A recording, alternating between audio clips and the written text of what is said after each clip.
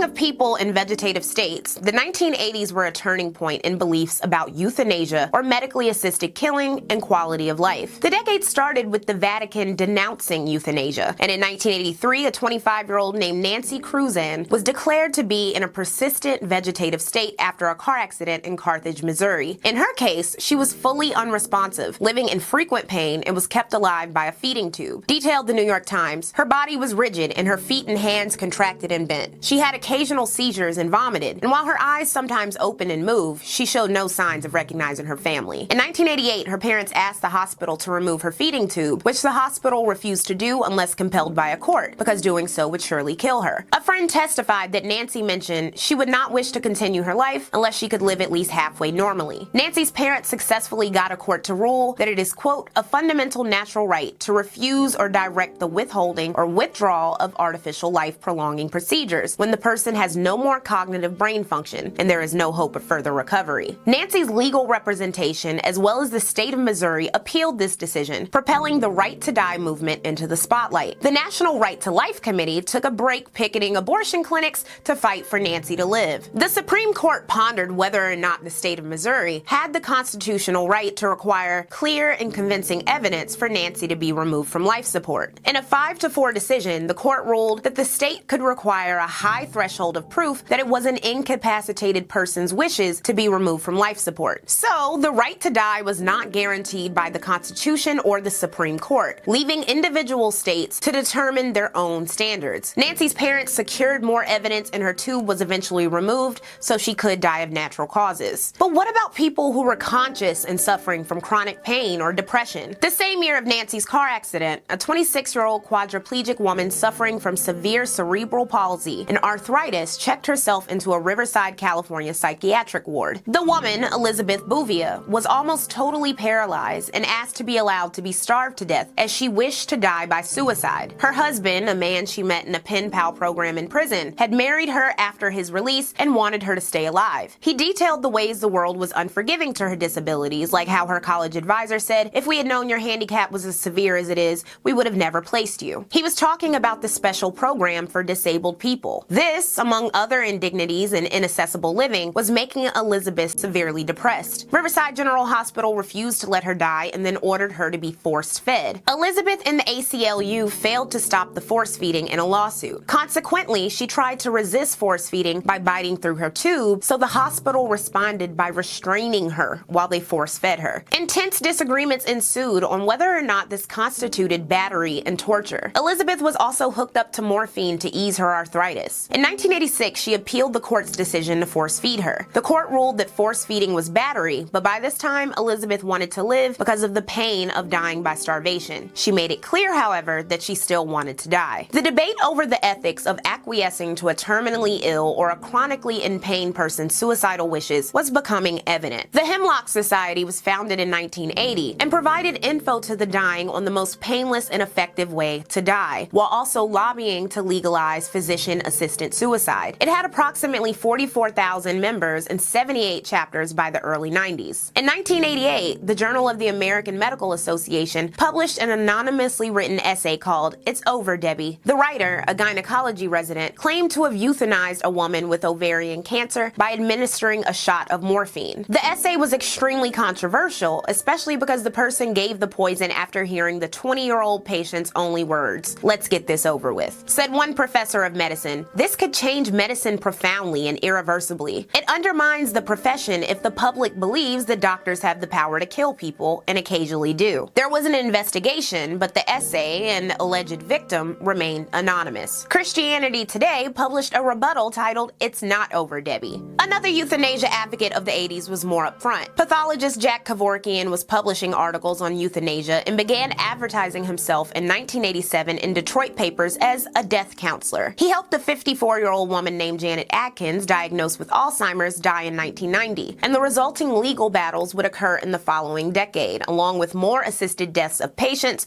who were, quote, isolated, lonely, and potentially depressed. For many Americans, conversations about having the right to die and access to euthanasia was a slippery slope of ableism and eugenics. What gives someone the right to determine another human's quality of life? What is considered too much suffering? What gives someone the right to determine that another person should or should not not live? And who can determine whether or not someone can't survive further? Who can determine whether or not a person can give up on life if they didn't want treatment? The answers to these questions were important for everyone, but especially the disabled.